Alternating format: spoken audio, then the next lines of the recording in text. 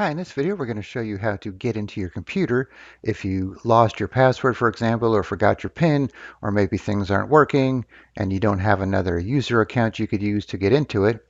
So what we're going to do is enable the built-in administrator account and then log in with that. And then from there you could either hopefully fix your account or recreate your account, or at least back up your files if you need to reinstall Windows. All right, so the first thing you need to do from the login screen is hold down Shift and then click on the power button and click on restart, and keep Shift held down during this process, because if you don't, it might just restart Windows normally. Then you should see this please wait screen. Then you could let go of Shift at that point.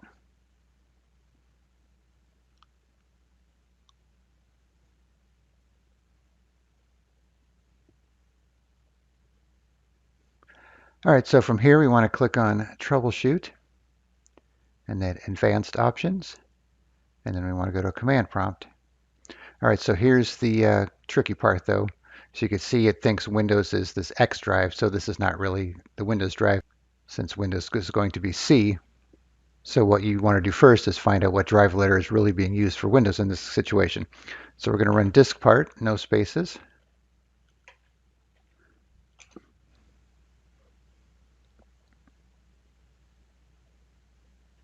And then once you get to the Diskpart prompt, you want to type in list volume. Okay, because you can see the C drive here is really a data drive. It's not the Windows drive. So you're going to have to find out which drive is your Windows drive if you have more than one. So on this computer, I know that it's this 80 gig drive here with letter E. So now I'm going to exit the Diskpart tool, knowing that my drive letter is E. All right, so now I need to type in the following command here, and I'll put all this in the description. All right, so move E:\Windows system32 utilman.exe to E:\. So obviously you're going to use whatever drive letter is associated with your Windows drive. Then we'll press enter. All right, so we have one file moved there. Okay, then we have to type this next command here. All right, so the next one is copy E:\Windows system32 /cmd.exe, then a space E:\Windows system32 utilman.exe. Make sure you use the same drive letter used in the first command. And then we'll press enter. Okay, and then we'll type exit. All right, and then from here we're going to click on continue, exit, and continue to Windows.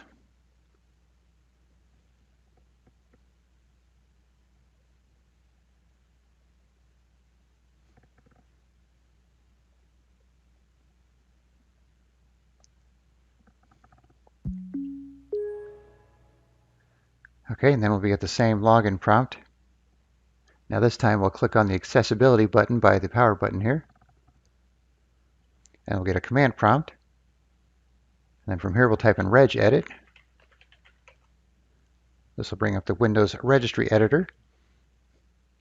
All right, so now we need to navigate to this location here. H key local machine. SAM. SAM again, then domains. Then account. Then users.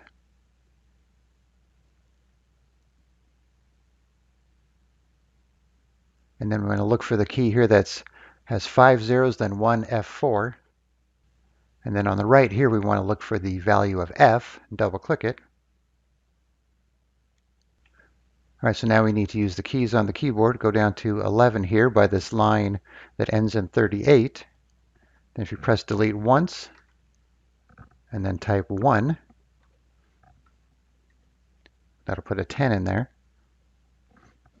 Then we'll click OK. Close the Registry Editor.